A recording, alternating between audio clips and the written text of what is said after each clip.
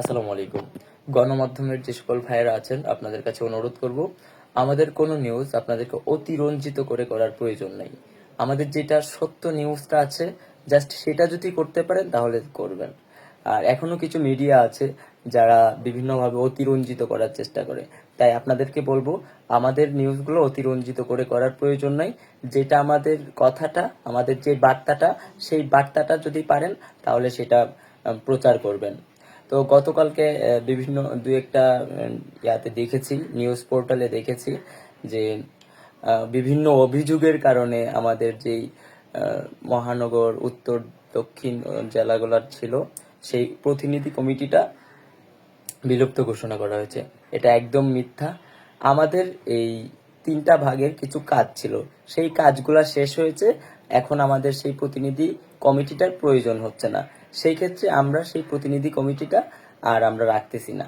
তো এটা হচ্ছে পয়েন্ট। কিন্তু নিউজের হেডিংটা এসেছে যে বিভিন্ন অভিযোগের কারণে, বিভিন্নভাবে বিভিন্ন জায়গা থেকে অভিযোগ আসছে, সেজন্য আমরা বাতিল করেছি। এটা একদমই ভুয়া কথা। এবং আমরা গতকালকে কোনো মিডিয়াতে যাইও নাই, আমরা নিজেরা আলোচনা করেছি। এবং যখন দেখেছি আমাদের এই কমিটি দিয়ে আর কোনো কাজ নেই, তখন আমরা বলেছি তাহলে আমরা অন্যভাবে কাজ করব। এই কমিটিগুলা আমাদের আপাতত স্থগিত করা হয়েছে। তো আপনাদের কাছে বলবো, আপনারা একটা তত্ত্ব মানে সঠিকটা না জেনে কোনোভাবে প্রচার করবেন না প্লিজ। আর পাশাপাশি এখানে আমরা বলেছি যে যদি আমাদের কোনো ব্যক্তি বা হচ্ছে আমাদের না কেউ কোনো অনৈতিক কাজের অভিযোগ থাকে তাহলে আমাদের কাছে বলবেন, আমরা সেটার স্টেপ নিব।